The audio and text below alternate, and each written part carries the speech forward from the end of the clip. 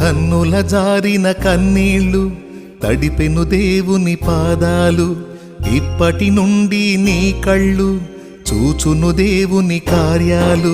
కన్నుల జారిన కన్నీళ్ళు తడిపెను దేవుని పాదాలు, ఇప్పటి నుండి నీ కళ్ళు చూచును దేవుని కార్యాలు. ఉందిలే దీవెనా ఎందుక వేదన, పొందిన యాతన